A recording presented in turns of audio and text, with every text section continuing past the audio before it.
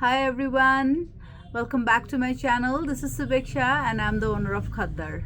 So yeah, आजको भिडियोमा चाहिँ म हजुरहरुलाई हामीसँग आएको कस्टमाइज अर्डर देखाउन गइरहेको छु। हाम्रो कस्टमरले चाहिँ हामीसँग 10 वटा कुशन कभरको अर्डर गर्नु भएको थियो इनलेस प्याटर्नको। 5 वटा चाहिँ ऑरेन्जमा अनि 5 वटा चाहिँ ब्लूमा 20 by 20 इन्चेसको कुशन कभरको अर्डर गर्नु भएको थियो। उहाँले चाहिँ हामीसँग 5 वटा फाइबर कुशन पनि 20 by 20 को अर्डर गर्नु भएको थियो। सो एक्चुअली एउटा सानो मिसकम्युनिकेसन भएको भएर चाहिँ मैले चाहिँ उहाँले 20 by 20 को कपासको चकटी बनाइदिनु भनेर अर्डर दिनु भएको होला भन्ठानेको रहेछु, तर उहाँले चाहिँ फाइबर कुशन ब्याक रेस्टको कुशन चाहिँ भन्नुभएको रहेछ। थ्याङ्कफुली मैले चाहिँ हिजो सामान बनेर आउन साथै उहाँलाई एकचोटि कन्फर्म गर्नको लागि फोटो पठाएको थिएँ, बट उहाँले चाहिँ चकटी होइन कुशन ब्याक रेस्ट कुशन चाहिँ भनेको हो फाइबरको भनेर भन्नुभयो। सो आज चाहिँ अलिकति अर्जेन्टली नै त्यो बनेर बनाउनको लागि दिएको छु। फ्याक्ट्रीमा बन्दैछ, अहिले 1 आवर जतिमा रेडी हुन्छ त्यो फाइबरको कुशन। अनि उहाँको चाहिँ भोलिको फ्लाइट भएको भएर चाहिँ आज नै डेलिभर गरिसक्नु पर्ने भएको भएर चाहिँ मैले आज आफैले नै गएर डेलिभर गर्न गइरहेको छु। फाइबरको कुशन्सहरू वेट हेभी नभए पनि अलिकति बल्की भएको भएर चाहिँ स्कुटरमा एक्लैले लान नसक्ने भएको भएर मैले कुरियरमा चाहिँ पठाइनँ। यहाँ वरिपरि चाहिँ युजुअली बाइक स्कुटरमै डेलिभर गरिरहनु हुन्छ।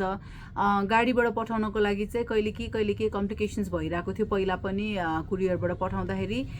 एकचोटि चाहिँ मैले त्यो आई डोन्ट नो गोकर्ण हो कि गोकर्णमा पठाउँदाखेरि चाहिँ त्यसरी नै धेरै सामान थियो, चकटीहरू ठुलो ठुलो थियो अनि गाडीमा पठाउनु पर्ने थियो।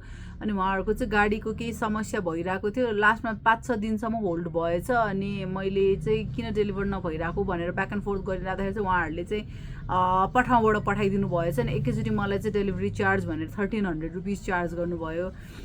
सो त्यो चाहिँ अलिकति नराम्रो लागेको थियो। एकैचोटि 1300 चार्ज गर्दा बरु त्यो म आफै नै पुऱ्याउन जाँदाखेरि पनि मलाई त्यति चार्ज लाग्दैन थियो होला, पर्दैन थियो होला, तर उहाँहरूले चाहिँ त्यति चार्ज गर्नुभयो। सो म अलिकति बल्की अनि ठुलो आइटम काठमाडौँभित्रै छ भने चाहिँ सकेसम्म आफैले नै डेलिभर गर्ने गरेको छु।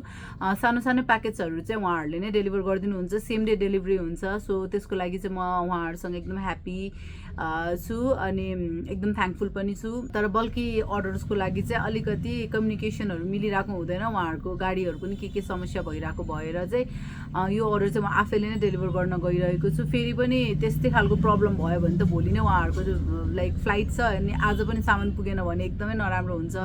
अनि हाम्रो स्मल बिजनेस हो, सो अलिकति बिजनेसलाई पनि इफेक्ट गर्छ। नेक्स्ट टाइमदेखि उहाँहरूले अर्डर गर्नुभन्दा अगाडि अब सोच्नुपर्ने हुन्छ होइन, लाइक हामीसँग गर्ने कि नगर्ने डिल भनेर।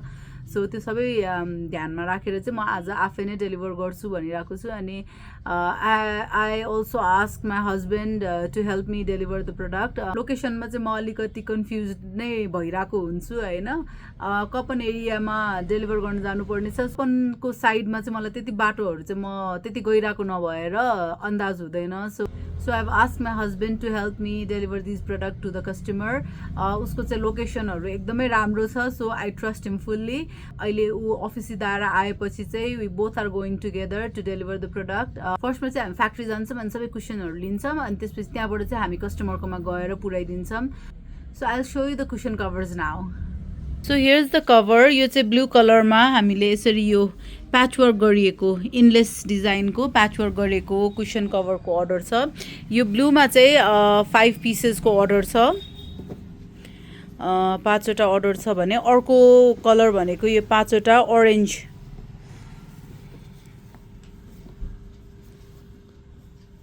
सो यो ऑरेन्जमा चाहिँ अर्डर गर्नुभएको छ 5 वटा। यो पनि यसरी नै सेम प्याचवर्क गरेर चाहिँ बनाएको हो इनलेसको। यो पछाडिपट्टि चाहिँ सबै कभरमा यसरी नै पछाडिपट्टि तुना राखेर चाहिँ हामीले तयार गरेका छौँ। यो ऑरेन्जमा पनि 5 वटा छ अनि ब्लूमा पनि 5 वटा कभर इनलेस डिजाइनको कभर बनेर आएको छ। अनि त्यो बाहेक चाहिँ हामीलाई अर्को पनि एउटा अर्डर आएको छ। को भनेको हाम्रो यो फ्रिज कभरको अर्डर आएको छ मरुनमा।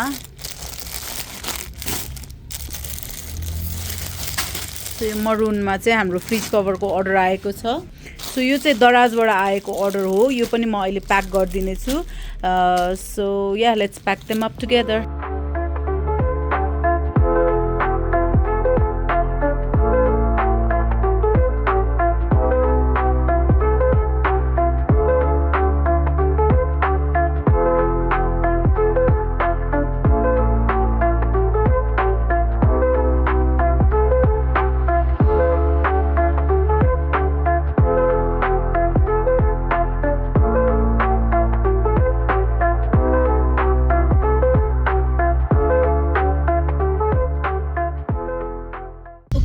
अहिले चाहिँ फ्याक्ट्री जाँदैछु कुसन्सहरू कलेक्ट गर्नको लागि मेरो हस्बेन्ड पनि आइसक्नु भयो so he is taking me to the factory अनि त्यसपछि हामी त्यहाँबाट कपन जाँदैछौँ so yeah let's go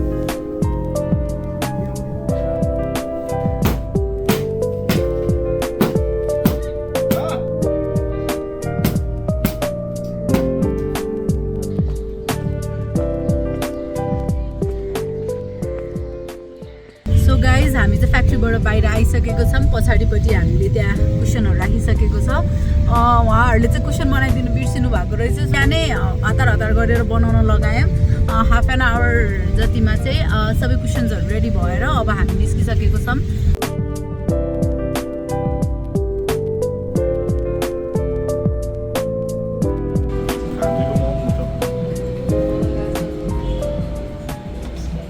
hi guys so it's the next day हिजो चाहिँ सबै कामहरू सकाएर बेलुका चाहिँ मेरो हस्बेन्डसँग म बाहिर डिनर गरेरै घर फर्केँ I was so tired so मैले चाहिँ अपडेटहरू दिन पाएन हिजो चाहिँ मैले अर्को एउटा रिस्टक पनि लिएर आएको थिएँ सो यो कुसन कभर चाहिँ हिजो रिस्टक गरेको थिएँ ढाकाको यो चाहिँ सकिरहेको थियो अरू सबै बाँकी थियो यो वाला चाहिँ सकिरहेको थियो सो यो अरेन्जमा ढाका राखेर चाहिँ यसरी बनाएको छ सो या यो रिस्टक आएको छ यो चाहिँ 10 पिस बनाएर लिएर आएको छौँ सो त्यसपछि चाहिँ यो देखाएर चाहिँ कस्टमरहरूले आफ्नो साइज अनुसार नै अर्डर दिनुहुन्छ सो अहिले चाहिँ यो 16x16 को 10 पिसेस चाहिँ रिस्टक गरिसकेको छु त्यो बाहेक चाहिँ हामीसँग अरू कुसन कभर्सहरू यहाँ छँदैछ yeah so let me sit and talk to you guys है सो या त्यही हो हिजो चाहिँ मैले हजुरहरूसँग हिजो पनि सेयर गरेँ फाइबर कुसन बनाउनको लागि चाहिँ उहाँहरूले बिर्सिनु भइरहेको रहेछ म पिक गर्न जाने बेलामा त उहाँहरूले बनाउनै भएको रहेछ नि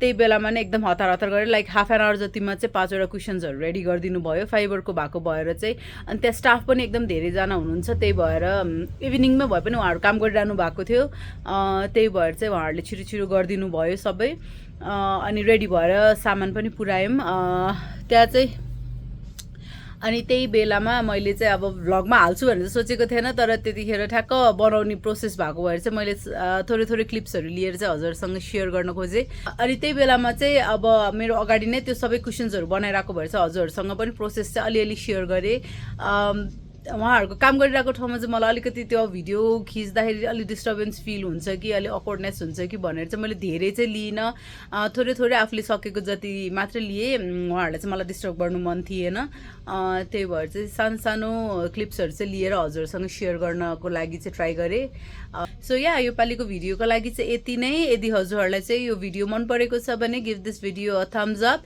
अनि मेरो सबै सोसियल मिडिया पेजेसहरू पनि हजुरहरूले फलो गर्न सक्नुहुन्छ सबै सोसियल मिडिया पेजेसको लिङ्क चाहिँ म यो भिडियोको डिस्क्रिप्सनमा राखिदिनेछु अनि मेरो यो युट्युब च्यानललाई पनि सब्सक्राइब गरिदिनु होला अनि I will see you in my next one by